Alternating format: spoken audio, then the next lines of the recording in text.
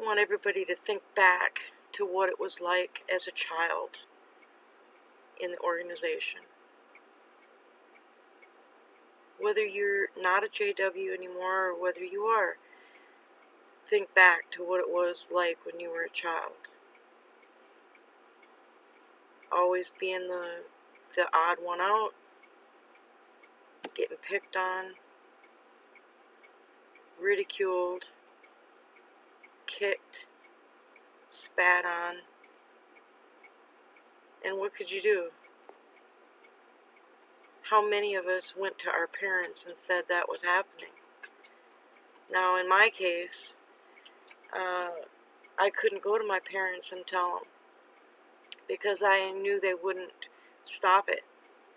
They had already told me, well, turn the other cheek, so it was basically just take it. Jesus died on a stake for us, so you can take that. So there was no point in telling them that I was really severely bullied, that I was beat up by more than one person at a time even. Before I was even 10 years old, I was beat, kicked, punched, spat on, called names, you name it. All kinds of things. And what can it, your parents are supposed to protect you from others that abuse you. And then if you can't go to your parents, if your parents are just saying suck it up, there's nothing you can really do about it. What do? Where do you go? And I understand how some children are actually pushed to the edge and take their own lives, because it's a terrible thing. If you need help and you ask for that help and you don't get it from your own parents, then who do you have? Nobody. Nobody's going to help you. They're not going to do anything about it. I think about the kids that are growing up in there these days. The world has gotten better. Things haven't changed for the best in most regards, and it's harder. But kids are being more violent and more abusive and more mean than they used to be. And I feel so sad for the ones growing up that are anxious and depressed and scared and have no one to turn to. The ones that go and tell their parents about what happened in school, and then their parents tell them to take the organizational doctrine to school and try to push it some more when that's what's causing the problem to begin with. It just doesn't work. The kinds of things that Caleb and Sophia were told to tell their classmates would get you beat up for sure in school, and more isolated, more on the outside. And that kind of pressure for kids is very, very difficult growing up. It's not fair to do to a child. It's not. Kids should be happy. They should be playing outside. They should be playing ball. They should be chasing butterflies and all those kinds of things. And then what happens to a child growing up in the organization? They go to school, they're told to get good grades. That's about all their parents know to tell them about school. And the only other option is assemblies, field service, meetings, and Bible study. There's nothing real meaningful in their life to make it seem like it would be any fun or even worth living. You hear my dog knocking on the closet over there. But when you talk to a Jehovah's Witness, now they might be a parent or a grandparent or whatever, and you try to explain to them about the changes in the policies that need to be made to protect those children. And the first thing they do is turn around and say, oh, we protect our children. Well, what are they protecting their children from? you're definitely not protecting them from the evils of the world if you're letting all of those things happen to them when they're in school, and the nightmares they have at night about those kinds of things. What kind of protection are you providing? You know, if someone in school beats your child to death, and they do that, you know that. Kids get killed by other classmates all the time. It's sad, but it's true. And when you make your child an outsider on purpose, you're creating that problem for your child. So what kind of protection is that? What does that give your child? And when they come home, they can't tell you about it, because if they tell you about what's going on in school, you just tell them, well, turn the other cheek. Shadow wants in the video again, see? Shadow, he's up there playing and stuff, yeah. He's getting chilly because it's getting nighttime. Here. Get in there. Get in there.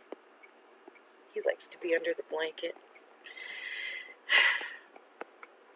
But it's really not fair to do to the kids. Now, if a JW parent asks their child, are you having bad dreams? Are you being picked on in school? Then the first thing the child is going to do, clicks in their head. Their parents have already told them things like that not to talk about. So you're putting them on the spot. And the first thing you do when they get nervous, they're not going to tell you what's going on. They're not going to be honest with you because they want you to think the good things. You know, your child doesn't want you to think the bad things about what's going on. So a child say, oh no, everything's okay. And they won't talk about it. You don't know what's really going on. My son, when he was in like kindergarten or first grade, my oldest son, he was pushing kids around on the playground and everything, and I had a really stern talking with him one day. I says, you can't do that. They're not going to allow you to go to school. You act like that and do those things to those people. You can't do that to people. And I told him that I gave the principal permission to swat him if he got out of line. After that, my son behaved just perfectly in school, but he became the class clown. He was always telling jokes and cracking people up at the most unopportune times. He thought it was funny, and it became really disruptive, and he was, always making people laugh, and, he's a real comedian. He really is. He can crack up a whole room of people even today. But the thing is that he did those things because as a parent you tell them, don't act this way, and they don't. They'll try whatever it is. Well, I wasn't really sure. I was getting these reports from his teachers at school about him being disruptive in class, and I was like, oh, not my son. He wouldn't disrupt the class, right? You try to think your kids are doing the right thing. So I decided, well, I'm going to school. So I had a talk with the principal, and the principal allowed me to shadow my child in his classes during school for a whole entire week. So I got up in the morning with him, and I went to school with him. I ate lunch with him. I went to classes with him. After the very first day, he says, Mom, what do I have to do to get you to stop doing this? He was so upset. But, I really got a chance to see, by actually going to the school and sitting in his classes, what really was going on. And it wasn't so much my son. It was the way that they structure the classrooms these days. And I know that if we did the things that the kids were doing these days in school, when I was in school, we would have been expelled. I mean, we wouldn't have gone to detention or gotten suspended. We would have been expelled for doing what these kids were doing. And it's perfectly acceptable and normal in schools today for kids to behave that way, and there's not much that the teachers or principals or anybody can do about it, and they just kind of dismiss a whole bunch of junk. I'm glad I'm not a teacher, because it was terrible. I'd go off on some kids, really, because it was absolutely terrible.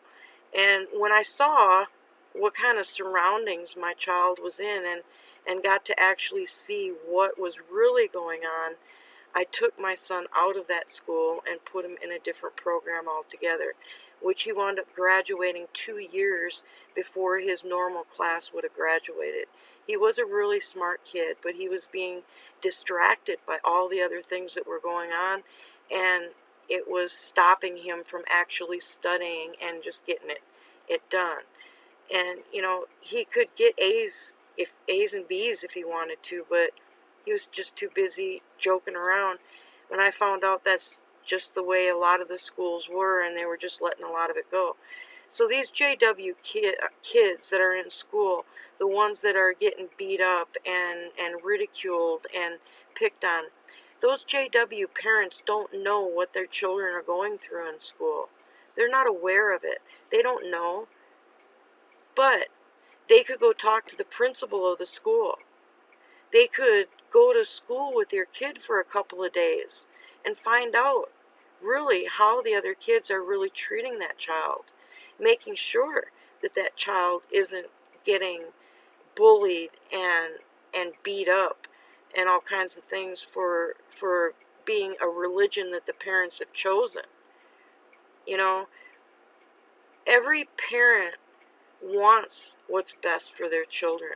I understand that, but each child is their own person.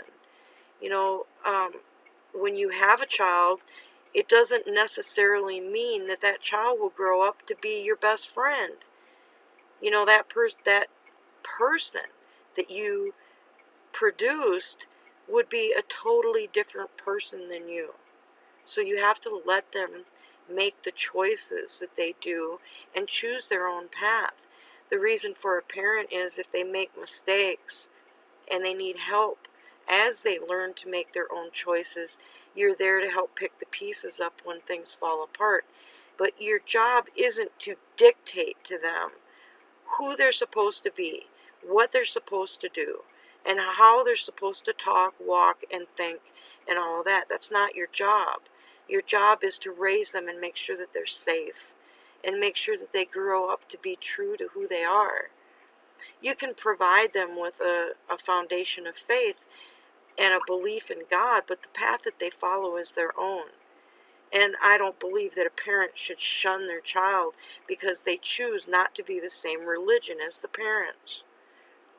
My children, some of them had gone to a Baptist church when they were young, and some went, and one of them went to a different one, what they call a Christian church, really a kind of a non-denominational thing, and they went where they felt that they needed to be, and it gave them a foundation and a belief in God and faith and all of that. But what they become when they grow up, whether they're Protestant, Catholic, Lutheran, whatever, the most important thing is, as a Christian parent, that their child grows up and has faith, because that is what is needed to exist in the world. Faith. You need faith in something, even if it's in yourself. And they have to be okay with that, and they have to be true to who they are and happy. Be a happy person, be a productive person, be able to shoulder responsibility. And those are the kinds of things you have to teach your children. But to force them and emotionally blackmail them to follow your specific religious doctrine is not fair to the child. And they grow up in fear and anxiety and have nightmares because there's nobody that has their back. Not even their own parents understand. And when they get to a certain age, growing up, even in the organization, and a parent chooses to pressure them into getting baptized into that certain doctrine, that's not right. There should be no manipulation. No one should force them to do that. They shouldn't feel like they just have to go ahead and do it so their parents get off their back. I mean, it gets to be so much. You hear it over and over and over again, and you just want to scream and say, okay, I'll do it just so you shut up. But that's not the right reason for a child to get baptized. Just like when Anthony Morris gave that talk about withholding a driver's license until they decide to get baptized, that's emotional blackmail also. You can't do that. They have to get baptized into a faith that they belong to as that individual, that person that you raised and produced and grew. If they grow up to be good, wonderful people, productive, and if they have faith in God and choose a religious path, then you've done well. You've done well. But you cannot force your own opinions and make them live a life you want them to live, because then they're going to rebel and go against that. It's the first thing they do when they get to a certain age. They don't want to listen to their parents anymore, and they get angry and they want to hurt you. Well, the only way they can hurt you is to get in trouble, right? And cause you a bunch of grief. Well, don't force them. Let them experience life and decide for themselves what their path is. You didn't give birth to yourself, you gave birth to an individual, to their own person. And remember those scriptures in the Bible where it says that God knew you when you were still in the womb? And that He knew what your life was going to be before you were born? Well, the same with your child. The same with your child. So you just have to sit back and trust. And you have to have your own faith and realize that that child is more likely to pick a path if they're not facing such resistance. But JWs these days are real stubborn and defiant and disciplinarian and dictators, and gotta tell your kids what to do, and you better do this or I'm not going to talk to you again. If you leave the organization, I'm not going to be there for you. Well, what kind of parent is that? If they grow up and love God and are good people, that's what's important. That's what gives a parent pleasure. Their religious path is a journey that they're going to have to travel and go down on their own. And they might pick your doctrine, they might pick another, but it doesn't make them bad people.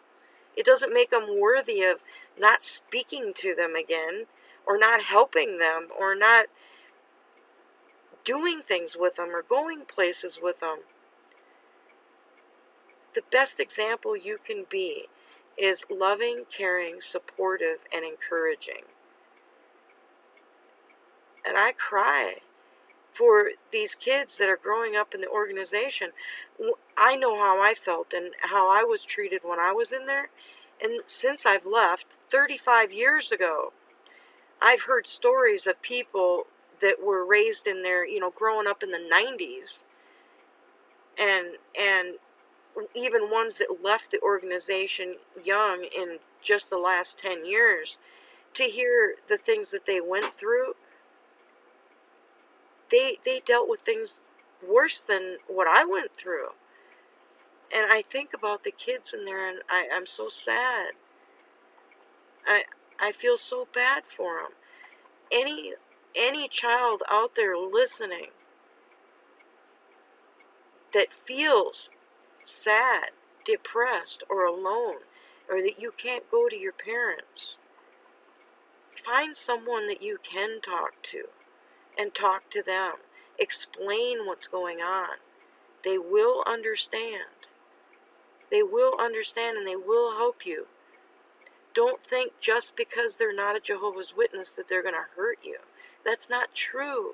That's what the organization wants you to think. There's a lot of loving, caring, intelligent, wonderful people out in the world that they've made you be afraid of. Don't be afraid. Stand up. Be who you are. You are special. You are wonderful. And there's plenty of people who will embrace you for who you are. There's nothing wrong with you.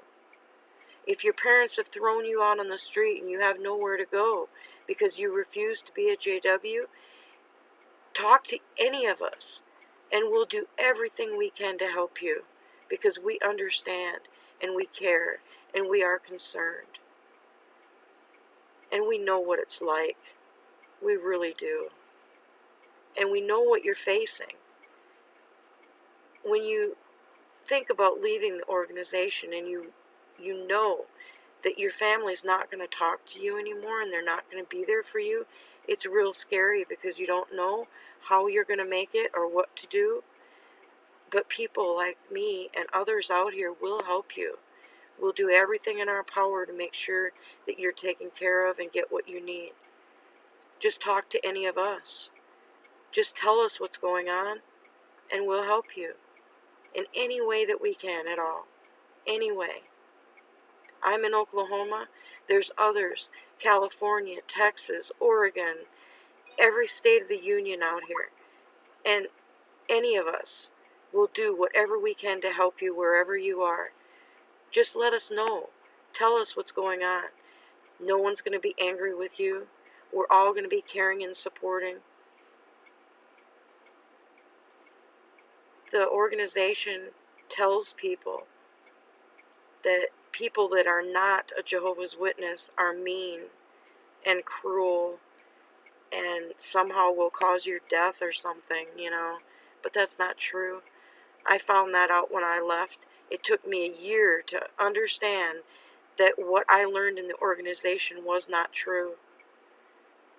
There were lots of wonderful, Christ-like, Christian, Christ-following people in the world.